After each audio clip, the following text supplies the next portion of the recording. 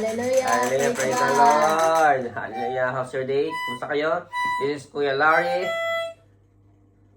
And Faith and Mommy Juta. In spirit and truth. Sa spirit katotohanan, tayo isa. So, amen. So, ang topic natin ngayon is sa Gideon. So, bago natin basahin o pag-aralan ng buhay ni Gideon, tayo mag-worship at mag-praise sa Lord. Amen. Amen. Dr. pray. Please say.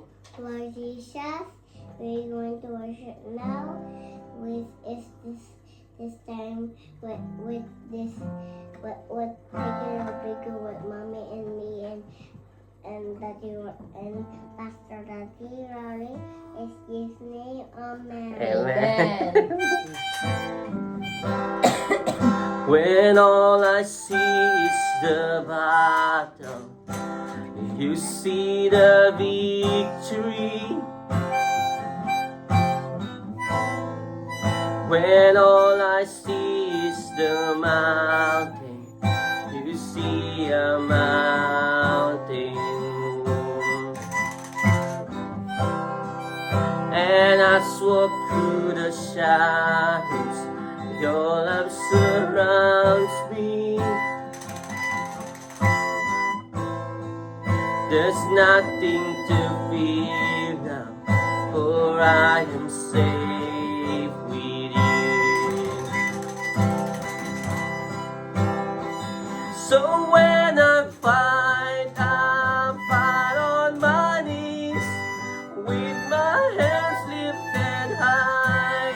Oh God, the battle belongs to you, and every fear I lay at your feet. I'll sing through the night. Oh God, the battle belongs to you.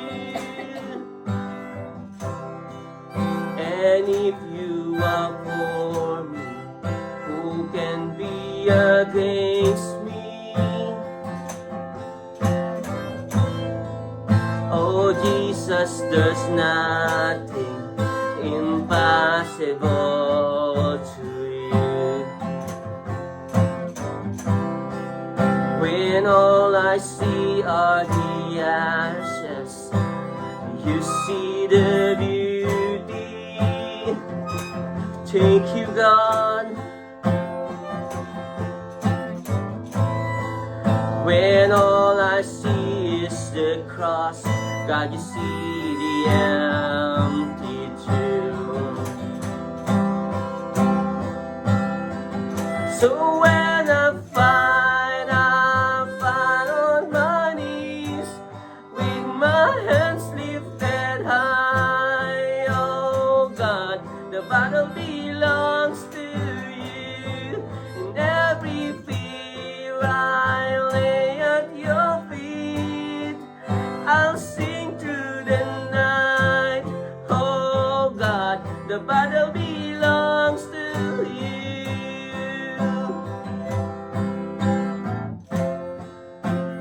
Almighty fortress, you go before us. Nothing can stand against the power of our God. You shine in the shadows, you win every battle. Nothing can stand against the power of our God. Almighty fortress, you go before us. Nothing can stand against the power of our God. You shine in the shadows, you win in the battle. Nothing can stand against the power of our God.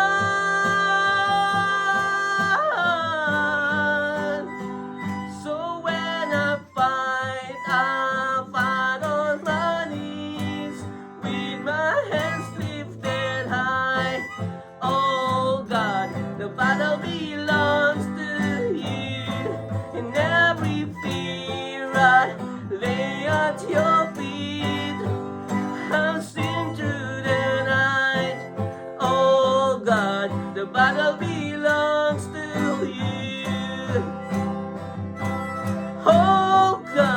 the battle belongs to you.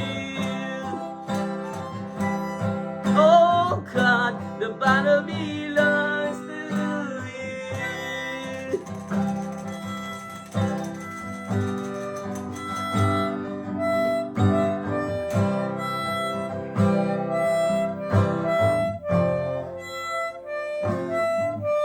Amen. Praise the Lord. Praise the Lord. Lord to God, the battles belongs to you. I think we... Okay, done. That's done. Okay, no. Okay, you're done. We will continue now. We continue na to. Read the Bible. Okay, kids, you gonna read the Kids Bible. Kids Bible. Amen. Wait. Wait, I'm going to wipe this, okay? Yeah, okay. Okay. Mommy now just Okay, will read now the We're gonna Bible. read now the Bible, kids. We are now in page. Wait for me, wait for me. What page are we now? I don't know. Faith. We're now in page. We're now in page. What's this? 30, See, 31. 32, and 33. It's about Gideon and his 300 soldiers. So, amen. Amen. Amen. And okay, So, okay, wait for the while. We'll Okay? read this one We together. need to wait, okay. Wait for the while. So, yung Gideon ang 300 soldiers, siya ang nag-lead sa 300 soldiers na sinad ng Panginoon Yeah. para sa Amen. isang malaking war. Okay, Okay. You can read now, Doctor. Okay. After many years, even after Joshua's death, there would still be other groups of people that would show up in Canaan and mistreat the Israelites.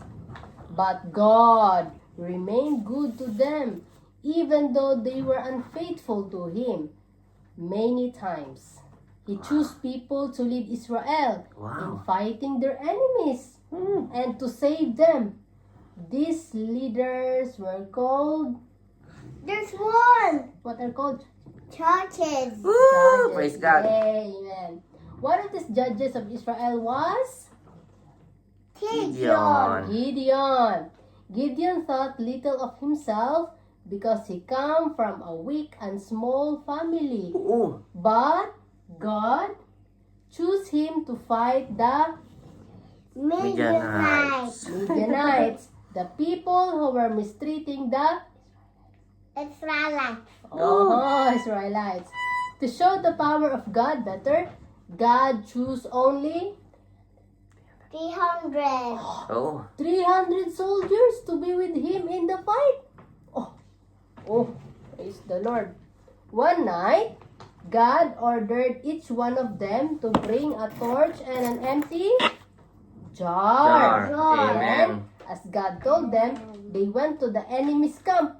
At Gideon's signal, the soldiers shouted at once and broke their jars. Their enemies freaked out, and they ran away and fought each other. God saved His people again. Amen. Amen. Praise Glory to God. God. Hallelujah. Praise the Lord. Amen. So, Praise the salamat Lord. sa iyo. I have this toy. Salamat, Doktora. Jen, Jen, thank salamat, you. Jen, wifey. Salamat, Sister Yes. Josa. and Wala. Pastor Lar is here. Okay? That's Daddy Rolling. Wow. Pastor Lar. So, glory to God. So, amen. So, ang buhay ni Gideon. So, binasa natin mo Diyos, di ba? Sino nga ba si Gideon? So, sila yung pinakamahina na clans. So, ito'y babasahin natin sa Hukom o Judge chapter 6.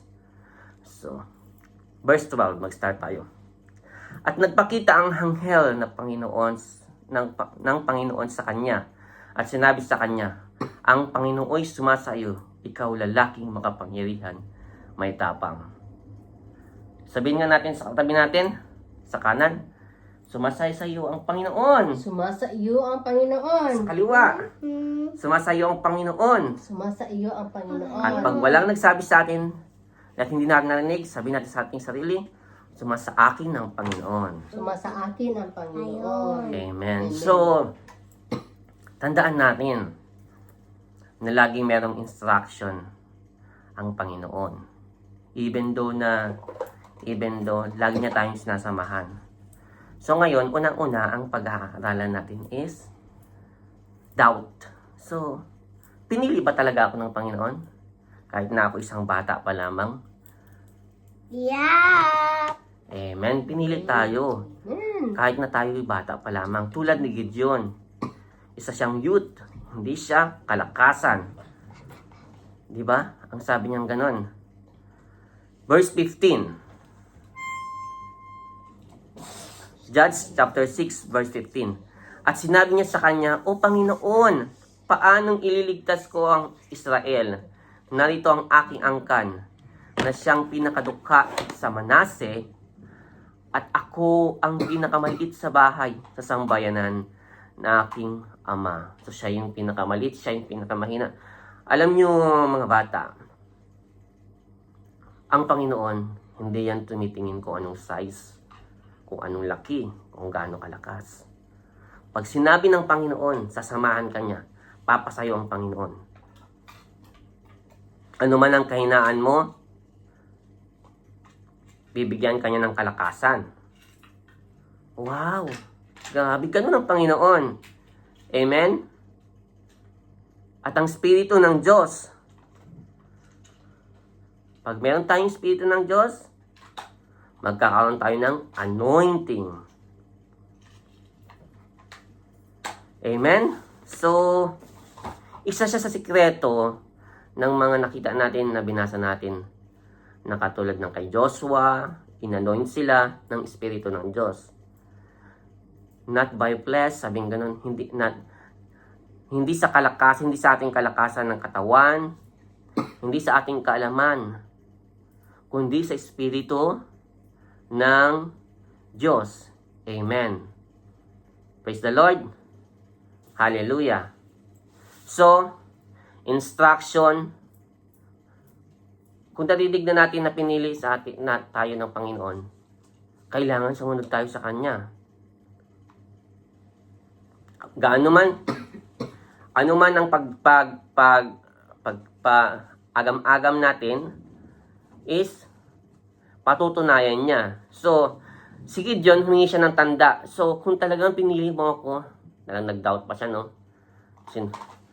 Hingi ako sa inyo ng tanda. So, ako ng tanda is, una nasunog yung karne. Amen? Verse 19. Si Gideon nga'y pumasok at nagluto ng madaling isang anak ng kambing at ng isang efa ng harina, mga munting tinapay at walang libadura. Inilagay ang karne. Tapos nasunog yun. Ibig sabihin, tinanggap ng Panginoon. Ibig sabihin, buhay ang Panginoon. Amen? Ganyan ba tayo mga bata? Na pag sinabi ng Diyos na ikaw ay magtatagumpay sa buhay, may agam-agam pa tayo, hingi pa tayo ng sign. Adam and Eve.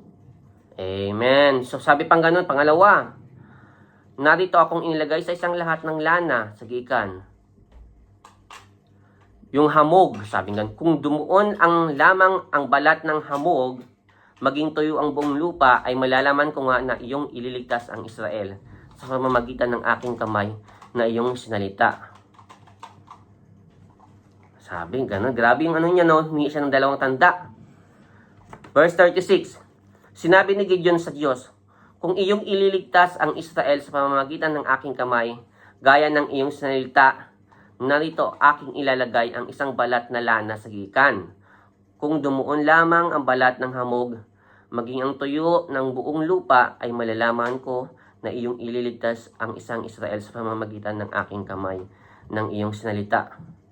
Amen. So, sa atin may nag-agam-agam ba na baka ikaw ang tulad ni Gideon, na dahil sa inyong pakikinig sa salita ng Diyos, nang dahil sa iyong pananampalataya, maaaring ikaw ang pinili ng Diyos at ikaw ang nag-agam-agam pa ngayon na ikaw ang magbibigay ng kaligtasan o kaginhawaan sa iyong pamilya. Ano man ang nararamdaman mo ngayon, ano man ang naranasan mo ngayon, maaaring mabago yan sa tulong ng Diyos. Amen? Praise the Lord. Hallelujah. So, verse 39, at sinabi ni Gideon sa Diyos, huwag mag-alab ang iyong galit laban sa akin, at magsalita na lamang ng minsan. Isinasama ko sa iyo, papasubok mo po sa aking minsan sa pamamagitan ng balat. Tuyuin mo ngayon ang balat na lamang at sa buong lupa magkakaroon ng hambog. At ginawa ngayon ng Diyos ang gabing yaon sapagkat natuyo ang balat na lamang nagkaroon ng hambog at buong lupa. Amen.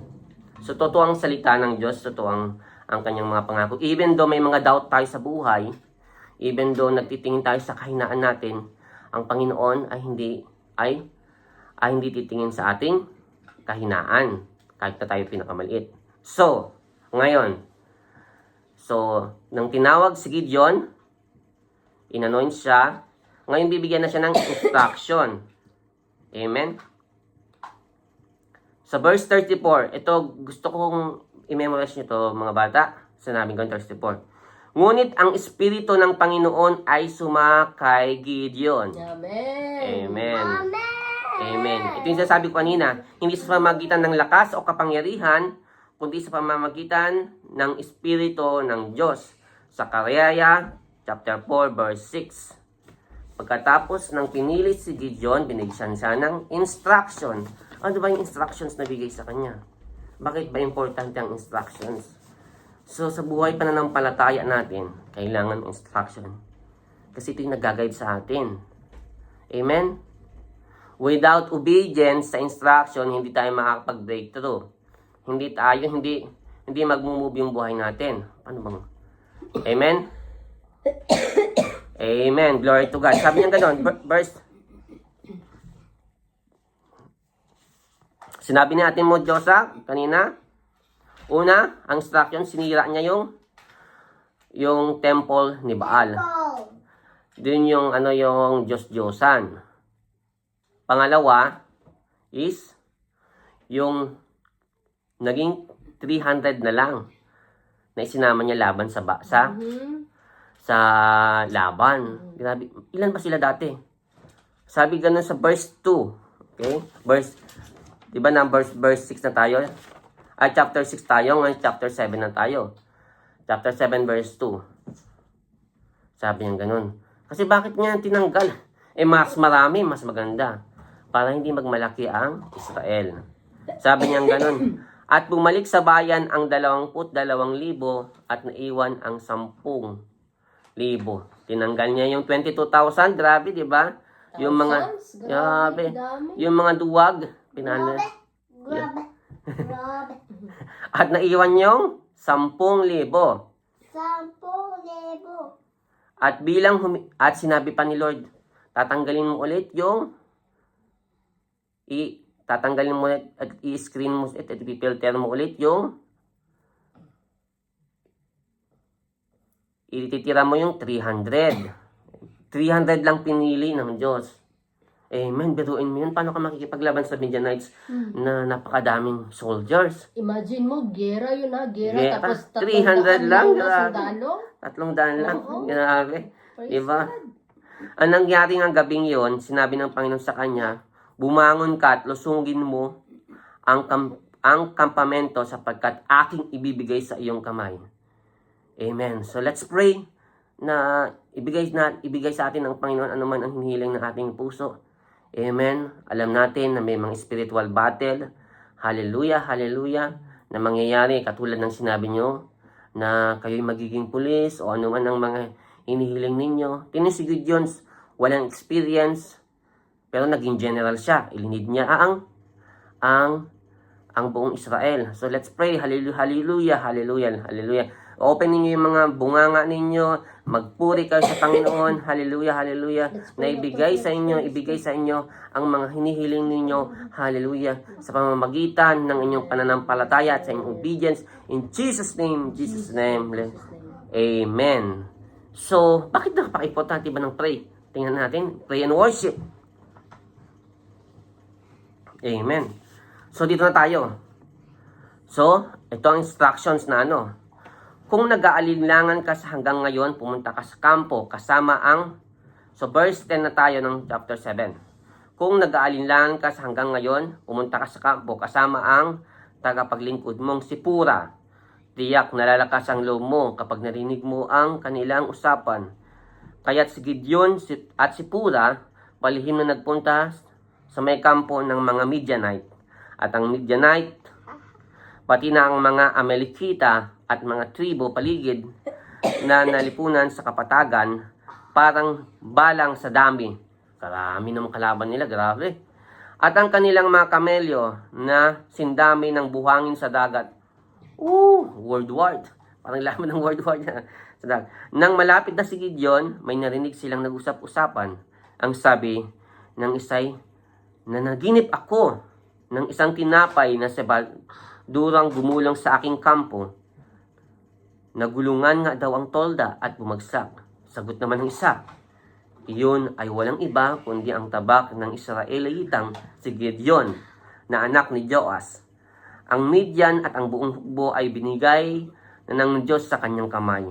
Ang Diyos pagkatapos na nagbigay sa kanya sa kampo ng Israelites. So, let's pray. Na ibinigay na ng Diyos ang ating mga pinapangarap sa buhay. Hallelujah. Let's, Lord God, Lord, we claim this in the name of Jesus Christ. Hallelujah. Whatever, Lord Jesus Christ, destiny that you design in our life, Panginoon Jesus, na binigay niyo na sa amin. Help us, Lord Jesus Christ, to hold our faith, to practice our faith, to obey our faith. In Jesus' name, in Jesus' name, in Jesus' name, in Jesus' name. Sa pangalan ni Jesus, Amen. Pero imposible. Anong gagamitin natin para manalo sa laban? Oo nga, anong gagamitin natin para manalo sa laban? So, basahin natin. Amen. So, ang sabing ganito is, magpuri. Praise and worship. Praise and worship. Yay! Isa siya pinakamalakas na sandata. Amen. Verse 16. Amen. Pangatlong pangkat niya ang kanyang 300 tauhan. So, di ba 300 sila? Hinati-hati niya dinivide niya sa 3. Bawat isa ay binigyan niya ng trampeta at banga na may sulo sa loob. Sinabi niya ni Ate Mo sa kanina, di ba? The trumpets. Mami? Yeah? Yeah. At sinabi sa kanila at mga basag na banga, sinabi ni Ate Mo Sinabi niya sa kanila, kapag malapit na ako sa kanilang kampo, tumingin kayo sa akin at gawin ninyo ang gagawin ko. Kapag narinig ninyong hihipan ko ang aking pakakat, ang aking trumpet na aming trumpeta, hipan rin ninyo ang inyong trumpeta palibot sa kampo at sumigaw kayo para sa Diyos, para sa Panginoon, para kay Gideon. Amen? At maghating gabi nga na halos kapalit na lamang ng pangkat na tanod ng sina Gideon ay malapit na sa kampo ng Midianite. Ganon din ang ginawa ng 2 pangkat. Hanggat sa kanilang kaliwang kamay at ang sulo ng kanan at ang trompeta habang sumisigaw ng tabak ng Panginoon ni Gideon at ng Panginoon, bawat isa ay hindi umalis sa kanilang kinatatayuan sa paligid ng kampo. Samantalang nagsisigawan sila, nagpupuri, nagpapasalamat sa Diyos. Amen. Amen. At walang tigil sa pagtrompeta ang 300 Israelita. Pinaglaban-laban ng Panginoon ang mga nasa kampo, ang mga kalaban niya, at sila'y nagsitakbuhan. Amen. Glory to God. Grabe, di ba? Napaka-powerful ng worship, napaka-powerful ng praise. So, mga bata, patuloy tayong manampalataya sa Diyos. Patuloy tayong magpuri. So, natutuwa kami ni Ate Medjosa at ni Beryl. Pag nagpupuri kayo, nagpupuri kayo talaga buong puso. Amen. Alam niyo ba pag nagpupuri kayo at nagpapasalamat sa Panginoong Jesus? You build, nagbi-build kayo ng future ninyo na designs na ginawa ng Diyos. Kasi makapangyarihan yan. Amen? At natutuwa ang ating Diyos sa kalangitan na kayo natututo ng salita at nananampalataya kayo sa Kanya. Patuloy lang tayong manampalataya at magpuri sa Kanya. Amen. Hallelujah. Can you pray, Mami? Yes, Lord God. Hallelujah. Tayo ay magdasal na, mga bata. Panginoon, mga Panginoon ko, salamat sa araw na ito. Salamat po sa mga salita na binigay niyo po sa amin ngayon. Salamat po at ginamit niyo po si Pastor Larry sa pagtuturo sa amin ngayon. Salamat po sa mga teachers, sa mga pastors, sa mga ate at kuya namin ngayon na andito sa church.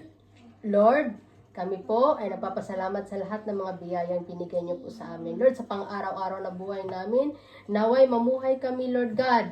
Kagaya ni Gideon, Lord God, na matapang, na kahit, Lord God, na galing kami sa pinaka-lulus, pinaka-lowest, Lord God, but Lord, we will have faith in you alone, Lord God, na kami po, Lord God, ay manampalataya sa inyo ng buong puso, Lord God, na kahit, Lord God, kami ay meron lang maliit na kakarampot lang na meron kami, but we will always praise you, Lord God, we will always worship you, Lord God, sa banal na Espiritu Santo. Salamat po, Lord God, sa lahat ng mga pinagkaloob niyo po sa amin. Thank you, Lord. This we pray. Jesus' name. His name. Amen!